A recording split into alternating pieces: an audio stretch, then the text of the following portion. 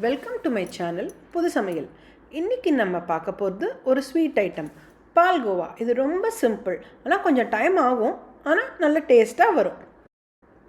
இந்த பால்கோவா செய்வதற்கு ஒரு கனமான கடாயை எடுத்துக்கோங்க. இன்றைக்கி நான் ஒரு 2 லிட்டர் திக்கான பால் எடுத்துகிட்ருக்கேன்.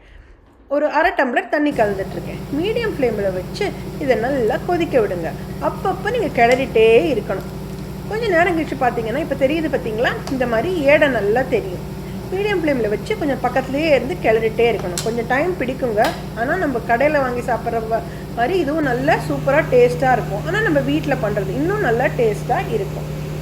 இது நேரம் ஆக ஆக இந்த மாதிரி நல்லா ஏடை வர ஆரம்பிச்சிடும். ஏடை நல்லா வரைஞ்சி பாலோட அளவும் கொஞ்சம் கொஞ்சமாக நல்லா குறைய ஆரம்பிச்சிடும், திக்காக ஆரம்பிச்சிடும். அந்த சமயத்தில் அடுப்பை நல்லா சிம்மில் வச்சுட்டு பொறுமையாக கிளறிட்டே இருங்க.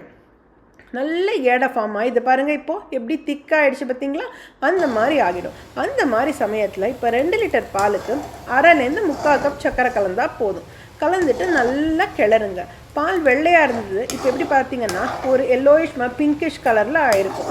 நல்லா கிளறிட்டே இருக்கணும், இல்லைன்னா அடி பிடிச்சிரும். நேரம் ஆக ஆக நல்லா திக்காயிடும். அப்போ நீங்கள் 1 ஸ்பூன் நெய் விட்டால் போதும். இதுக்கு ஒரு பிஞ்ச் ஆஃப் ஏலக்காய் பொடி, ரொம்ப போடாதீங்க, லைட்டாக போடுங்க.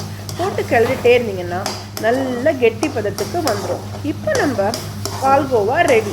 சூடான சுவையான பால்கோவா ரெடி. நீங்களும் ட்ரை பண்ணி பாருங்கள்.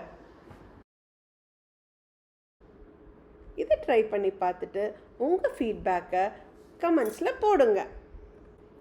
இந்த வீடியோ உங்களுக்கு பிடிச்சிருந்துன்னா லைக் பண்ணுங்கள், ஷேர் பண்ணுங்கள், மறக்காமல் நம்ம சேனலுக்கு சப்ஸ்கிரைப் பண்ணுங்கள்.